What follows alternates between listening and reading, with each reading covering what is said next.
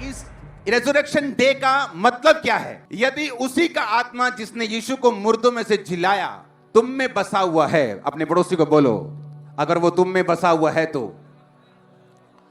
बोलो, बोलो पड़ोसी को, अगर वो तुम में है तो जिसने मसीह को मुर्दों में से जिलाया वह तुम्हारी नश्वर देहों को भी अपनी आत्मा के द्वारा जो तुम में बसा हुआ है जिलाएगा। सुनो, और प्रेरित भी क्या करते थे? वो यही काम करते थे। वो खुदाबंद के जी उठने की क्या बोल रहे थे? गवाही बोल रहे थे। कैसे? प्रैक्टिकली। सिर्फ वो त्योहार की तरह ईस्टर को नहीं मना रहे थे कि यीशु मसीह जी उठे, आज मुझे चर्च में जाना है क्योंकि यीशु मसीह जी उठे थे। उसने कहा वो इसीलिए जी उठा ताकि वो जब स्वर्ग में जाए अपनी आत्मा को तुम्हारे लिए भेजे। अब उसका आत्मा जिसने यीशु को मुर्दों में से जी उठाया अगर तुम में बसा है तो, अगर, इफ, कंडीशन, जे ਤੁਹਾਡੇ ਚ ਵਸਿਆ ਹੈ ਤਾਂ जे ਤੁਹਾਡੇ अंदर है ता, अगर तुम में, अगर तुम में बसा हुआ है तो। इसलिए मैं कह रहा हूं कि हम इसे त्योहार की तरह नहीं मनाएंगे कि आज मम्मी ने बोला कहीं और नहीं जाना तो मैं आ रहा हूं। हम इसे समझेंगे यीशु मसीह इसलिए जी उठा कि तुम्हारे मरी हुई चीजें जी उठें। कैसे? कैसे?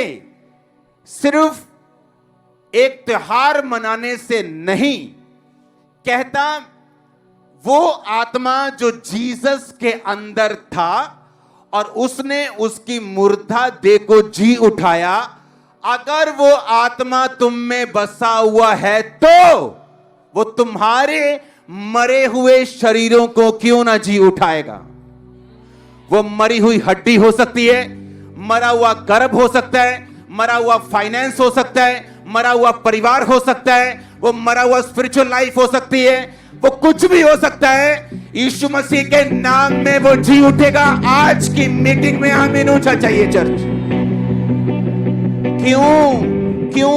क्यों तुम त्योहार को, क्यों तुम रेजरेक्शन डे को मनाओगे?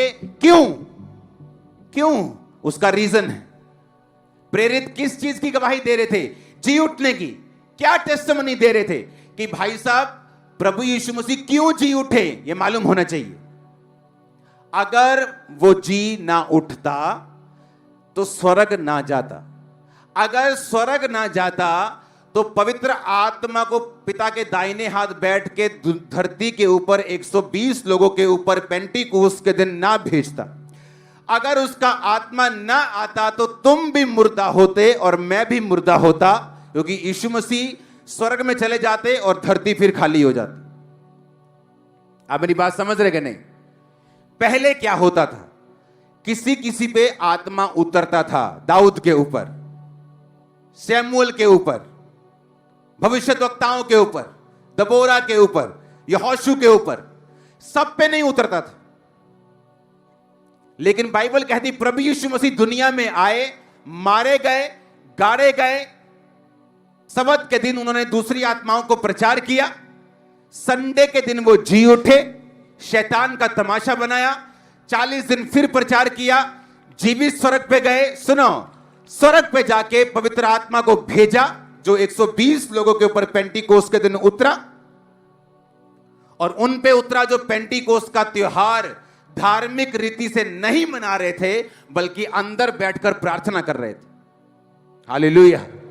और जब वो आत्मा उन पे उतरा फिर वो गवाही देना शुरू हो गए, क्योंकि जिस बंदे के साथ वो मिलते थे वो मुर्दा हालत में नहीं रहता था।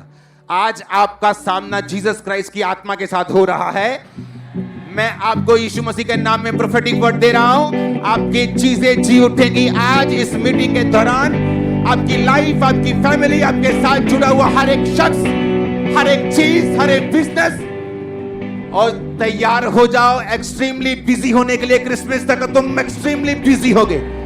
ऐसी की तैसी मंदे की, ऐसी की तैसी शैतान की इन जीसस ने। हालेलुया।